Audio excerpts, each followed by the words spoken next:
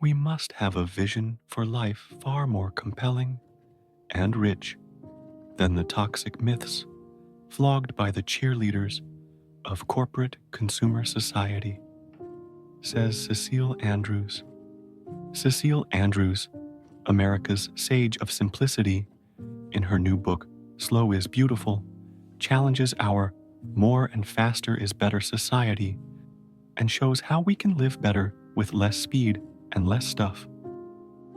Philosophy of Slow Living says, "Don't be fooled by marketers of consumerism. In lively mind, there's nothing sluggish about thinking slow. So, if there is any belief system we must crack, it's the myth that making more and faster is our chief goal in life.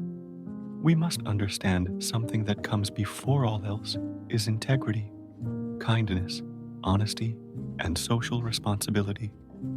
The slow living movement asks us to make conscious choices about how our behaviors affect the well-being of people and the planet. Today, technology has slammed us against the wall. It's one of the reasons we have no time. It's one of the reasons we can't escape from work. It's allowed us to go faster and faster, and it keeps us from ever escaping.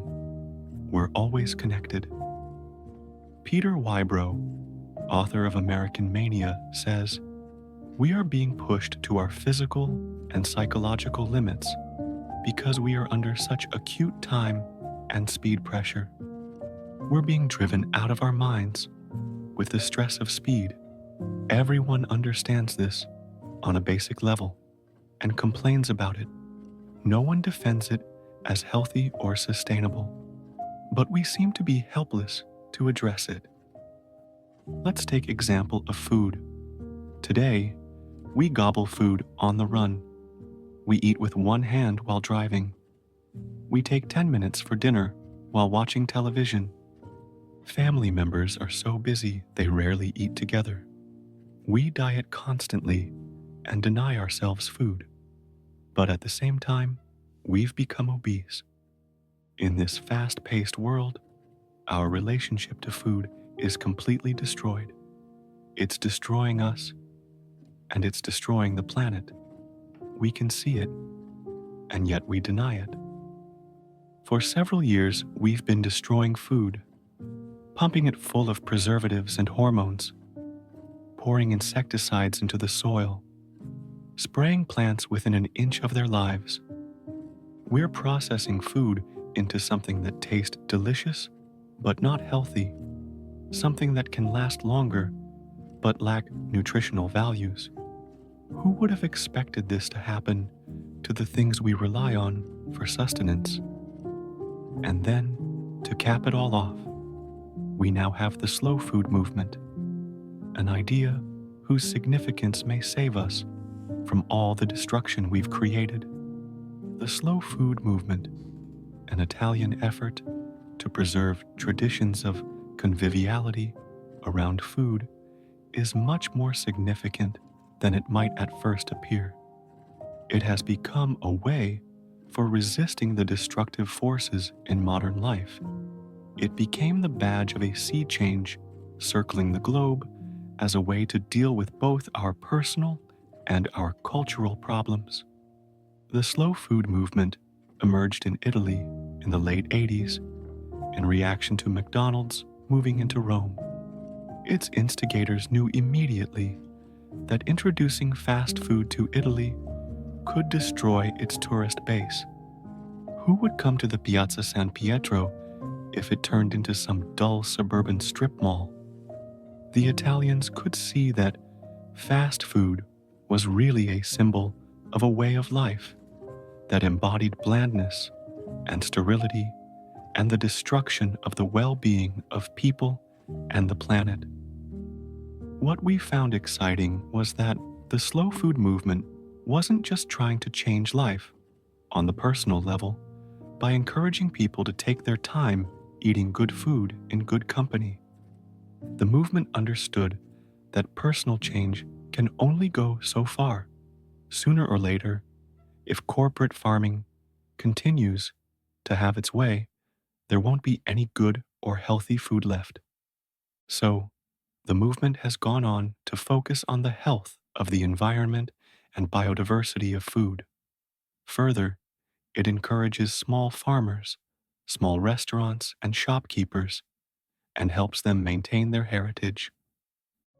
The Italian economist Stefano Bartolini calls the fast-paced materialistic society the example not to follow. He suggests that the consumeristic model of fast and high spending and skimpy safety nets encourages greater consumption and therefore longer work hours.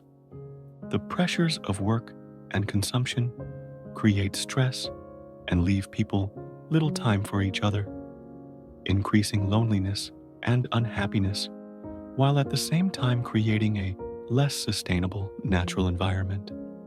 We then try to restore social connections and environmental quality through fast purchases. Feeling lonely? Buy a new car, and you will attract others. And so we spend more. It's the vicious cycle that materialism encourages. Slow, then, has come to stand for resistance to fast, and fast embodies all the problems embedded in today's modern consumeristic society. Philosopher and writer thought, what if slow from slow food movement could be a metaphor for a lot of different yet related changes? If there's slow food and slow cities, why not slow education? Or slow health? Slow travel? So, writers began to think about what slow could mean. As they talked about it to people, some would frown. Slow sounded like dull and pokey to them. They needed the rush of speed and excitement. But as they thought about it further, they could sense that underlying so many of our problems is the velocity of our lives.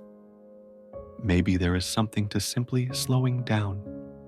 In the fast life, you rush through your day, spending most of your time working, shopping, and watching TV. In the slow life, you move at an unhurried, leisurely pace, savoring your day, spending time in reflection and contemplation, making sure you have time to spend with friends and family. The fast life is about money, achievements, and status. The slow life is about joy, leisure, and community. The concept of the slow life not only offers a way to improve our lives, it offers a method of dealing with myriad problems. Instead of fighting on each front, one by one, environment, justice, peace, the slow life addresses them all at once. The slow life can be a wonderful solution to all of our problems. Author Carl Honoré, in his book, In Praise of Slowness, shows an entirely new way of living. In this book, Carl says, fast and slow do more than just describe a rate of change. They are shorthand for ways of being or philosophies of life. According to Carl, fast is busy, controlling, aggressive, hurried, analytical, stressed, superficial, impatient, active, quantity over quality. However, slow is the opposite. Calm, careful, receptive, still, intuitive, unhurried, patient, reflective, quality over quantity. It is about making real and meaningful connections with people, culture, work, food, and everything. The slow life movement offers a template for ways to analyze and confront the problems of our times. Thinking about the slow life brings us a new vision of the good life. The slow life is when we reclaim our time for the things that matter. It's an unhurried pace in which we learn to savor life. It's a belief system that says that the well-being of people and the planet must come before profit.